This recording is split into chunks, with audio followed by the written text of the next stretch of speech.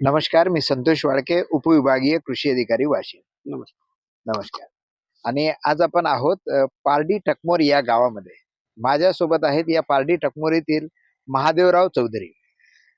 आपल्या वाशिम जिल्ह्यामध्ये चियाचं क्षेत्र वाढत आहे. नवीन शेतकरी आता चिया पेरतायत.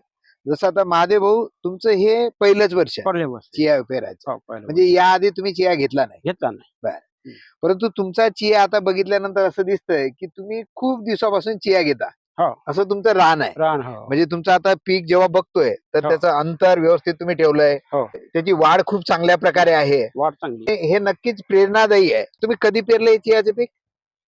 हे जवळपास आता झालं 2 महिने झाले त्याला. 2 महिने झाले. हो. आपण सांगतोय की हे पीक आपलं जवळपास 4 महिन्याचं आहे. हो. पाण्याचं कसं नियोजन आहे तुमचं? पाण्याचं आपले काय स्प्रिंकलर हे करायचे, बर. स्टँड बर. आपले पाईप आणायचे लावायचे. हा. नंतर जर समजा शेवटी आपलं समजा असलं, हो. ज्यावेळेस आपण ते तुरे धरते, हो. त्यावेळेस एक जर समजा आपण मोकळं पाणी दिलं बर. तरी याच्यापेक्षा आपल्याला आवरेज वाढू शकते समजा. बरोबर आहे. पण स्प्रिंकलरनं जर आपण पाणी देत राहिलो समजा, हो. तर तेवढा आवरेज येत नाही. बरोबर आहे. जसं जे आपण मोकळं पाणी म्हणतो, भयदांडा जे म्हणतो पाणी आपण, हो. तर त्यातनी आपले आवरेज येते 6चा.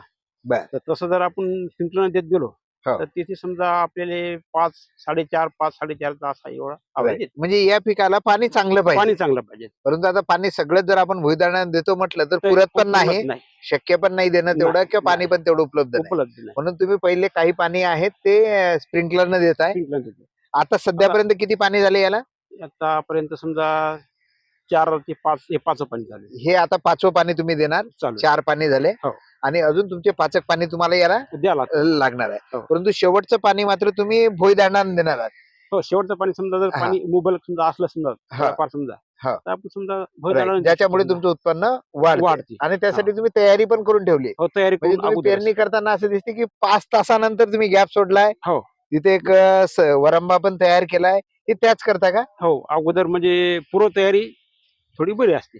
बरोबर. हो, ज्यावेळेस आपण आता बरोबर आहे. म्हणजे तुम्हाला जर भुईदाण्यानं पाणी द्यायचं आहे आखरीचं, हा, कारण हा. ते फुलोऱ्यात आहे, झाडं पळूही शकतात पडू शकतात. या ह्याच्यामुळे, हो. फुलोऱ्यात आलेलं असताना, आणि उत्पादन पण तुमचं घटू शकते. हो. आणि म्हणून तुम्ही एक पूर्व तयार केली, आणि या मोकळं केल्यामुळे तुम्हाला पाणी स्प्रिंकलरनं पण सोयीचं हो. होतंय. पाईप गिप हे समजा मांडे आपल्याला स्प्रिंकलरनं सोयीचं आहे ते. बरं. हो. आता हे जेव्हा तुम्ही चिया पेरला, तर हा कसा पेरला? याचं बियाणं किती वापरलं आणि पेरताना कशाद्वारे पेरलाय? हे ट्रॅक्टरच्या सहाय्याने पेरलेलं आहे आपण. बरं. तर हे जे आपलं ट्रॅक्टर आहे, हा. तर त्यातनी आपण प्लॅन्टो खतामध्ये हे समजा एकरी आपण 1.5 किलो टाकले आहे. बरं. प्लॅन्टो खतामध्ये मिसळून आपण बरं. आणि हे खत किती चियाचं वापरलं त्या ट्रॅक्टरमध्ये पेरताना? खत किती वापरलं किलो? आपण समजा 40 किलोचं असतं ना ते. हो. तर आपण जवळपास 1.5 पोतं समजा असं म्हणा वापरलं, की समजा 4 समजा 60 किलो. 60 किलो तुम्ही प्लांटो खत घेतलंय. हो. आणि त्याच्यामध्ये एकरी 1.5 किलो चिया जाईल. चिया. म्हणजे तुमचं आता हे चियाचं क्षेत्र किती आहे इथलं? इथे 2.5 एकर. 2.5 एकर आहे. हो. म्हणजे त्याप्रमाणे तुम्ही जवळपास 4 किलो चिया घेतलाय. 4.5 किलो 4.5 किलो हो. चिया. हो. आणि सोबत तुम्ही 65 किलो खत आणि घेतलं. ट्रॅक्टरनं पेरला. पेरलं. हो. तुमची आता पेरणी पण खूप छान झाली. म्हणजे पेरणी कुठं चांगली दाट नाही आणि कुठं पतलं पण नाही. नाही, एक सारखे एक सारखं आहे, आणि हो. त्यामुळे प्रत्येक झाड चांगलं बनलेलं आहे. हो. तुमचं. मला म्हणजे प्रत्येक जे रोडनं जातात ना, हो. जे आपले हे हो. मित्र वगैरे, बाकी समजा काही पाहुणे सोयरे वगैरे, हो. ते म्हणतात तुमचा चिया एकदम म्हणजे आमचा या जे पेरला आम्ही 2 महिने भरायला म्हणले समजा का 1.5 महिने भराले, हो. तर आमचा असा नाही. बरोबर. आमचा कुठे लहान, कुठे मोठा, कुठे बरोबर लहान, आहे. कुठे मोठा. राईट. तुमचा जे आहे तर हे Right. तुमचा एक सारखा चिया आहे. बरोबर आहे. पेरणीत 1 नंबर आहे. पेरणी. बरोबर आहे. हो. म्हणजे त्याला तुम्ही पेरणी 1 नंबर केली आणि पाण्याचं पण व्यवस्थापन 1 नंबर पण केलं. केलं. हो. ही शेती तुम्हीच करताय का काही मजुरी नाही, राहतात? मजूर एखाद्या वेळेस समजा मजूर, हा. नाहीतर मग मी स्वतः. बरं. म्हणजे जास्त ते- काम आलं तर मजूर सांगता, अन्यथा तुम्ही आहे आणि तुमचा मुलगा पण आहे. हो, हो, हो. ते तुम्ही शेती स्वतः शेत करताय. स्वतः. मग आता ही पेरणी झाली. पेरणीसाठी तुम्ही छान प्रकारे मध्ये पाणी देण्यासाठी तो वरंबा पण ठेवलेला आहे, हो. किंवा स्प्रिंकलरनं पाणी देण्यासाठी पण जागा तुम्ही ठेवलेली आहे. हो. त्यानंतर काय काय केलं यामध्ये?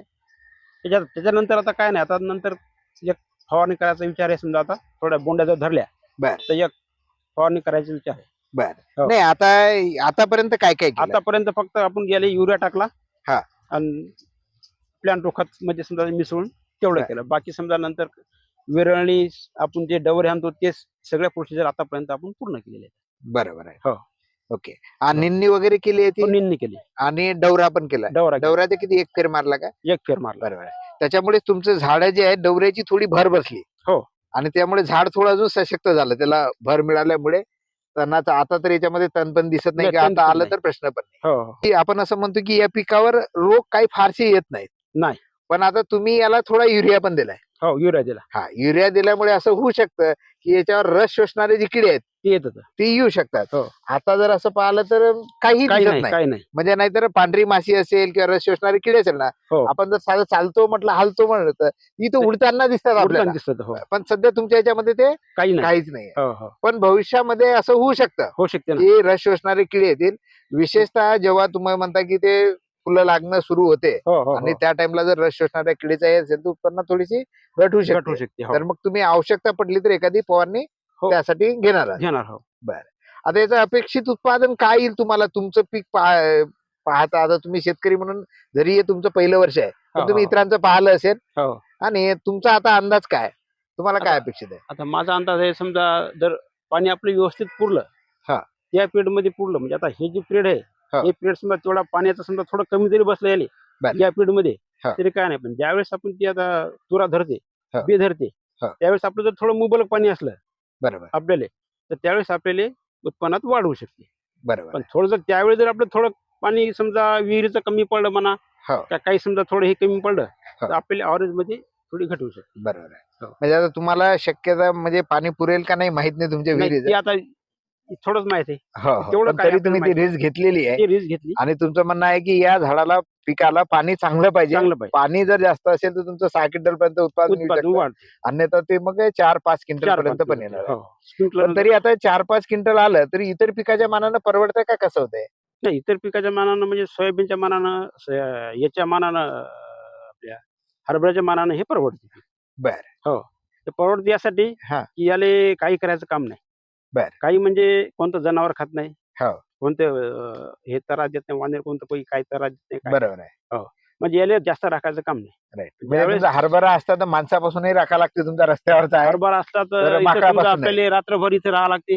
हा. माणसापासून राखावं लागते, जनावरापासून राखावं लागते, हा. सगळ्याच गोष्टी समजा. बरोबर आहे. हो. याला कोणतं जनावर खात नसल्यामुळे एक थोडस फक्त याचा एकच त्रास जास्त आहे की फक्त पाणी चालू पाहिजे.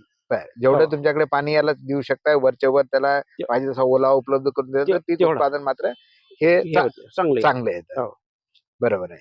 आता हे भावाच्या दृष्टीनं कसं इतर पेक्षा तुम्हाला काय वाटतं? म्हणजे परवडतं हे भाव का कसं? नाही, भावाच्या हिशोबानं हे परवडते.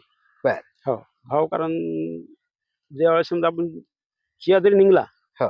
त्यावेळेस जरी समजा आपला 15,000 समजा का 14,000 राहिला, हो.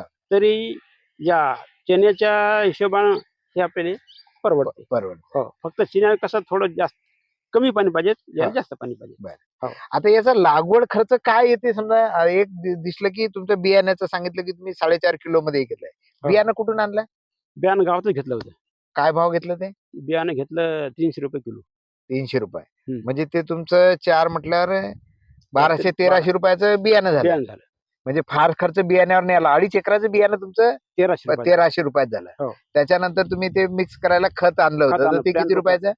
प्लॅन तो खत झालं आपलं समजा 1400 रुपयाचं, 700 रुपयाचं पोत. 700 रुपयाचं होतं, ते 1400 रुपयात लागलं. हो हो ज्याच्यामुळे तुम्ही पेरणी केली. हो. नंतर तुम्ही सांगितलं युरिया दिला याला. युरिया दिला. युरिया किती दिलाय? युरिया दिला याले 3 पोते. बर. 3 पोते म्हणजे 3 3 900 समजा. 900 म्हणजे हो. ते 1000 रुपये ते झाले. हो. प्लॅन्टोचं 1400 हे झालंय, म्हणजे हो. 2500 रुपये झाले. 250. परत 1300 रुपये हे झाले, म्हणजे 3800 रुपये. 3 एकराचा 2.5 एकराचा तुमचा खर्च आलाय. हो. 3800 रुपये. म्हणजे एकरी जर काढतो म्हटलं तर जवळपास 1500 हो. 1500 रुपये तुम्हाला एकरी खर्च आला. आपण यातनी समजा आणखी डवरणाचा आपला खर्च जे डवरणीचा एक खर्च आला. 1000 रुपये. डवरणीचा काय खर्च? 1000 रुपये खर्च. 1000 रुपये एकरी का? एकर 1000 रुपये. एकरी 1000 रुपये. म्हणजे म्हणजे 2500. 2500 दीड हे 2500 रुपये. हो. आणखीन निन्नाचा खर्च 5200, 5200. 5200 सगळे यायला का? हो, 2.5 एकराला 2.5 एकराला 5200. म्हणजे हो. एकरी जर धरतो म्हटलं तर आपण ते 1500 रुपये आला. 1500. 2000. 2000. हो बर. म्हणजे मग 4500 रुपये खर्च झाला. हो हो हो. बर. आणखीन कोणता आता खर्च? खर्च आता आता फक्त पाणी देण्याचा खर्च. आता पाणी देण्याचा इथून पुढे समजा जर आपल्या फवारणी करायचं काम पडलं समजा एखादं, हा. तर मग त्याचा खर्च तर एखादी हो. फवारणी येणार आहे आणि ती तुमची स्वस्तातली फवारणी याच्यावर चालते. स्वस्त तर त्याचा 500 रुपये खर्च येईल हो. कीटकनाशकाचा. 500 एकरी. समजा. हो आहे ना. म्हणजे तो 5000 रुपयापर्यंत निविष्ठाचा खर्च झाला. हो. प्लस तुम्ही आता हे 8-9 वेळा पाणी देताय. हो. प्रत्येक पाण्यामध्ये एक मजूर पकडू आपण. हो, प्रत्येक पाण्यामध्ये एक मजूर म्हणजे 9 माणसाचा तो खर्च येतोय हो. है ना? 9 माणसाचा 9 माणसाचा आपण 500 रुपये रोज जरी पकडलं तर 500 4,500 होईल. हो. आणि एका एकराला जर पकडतो म्हटलं तर ते 1500 रुपयापर्यंत 1500 जातं.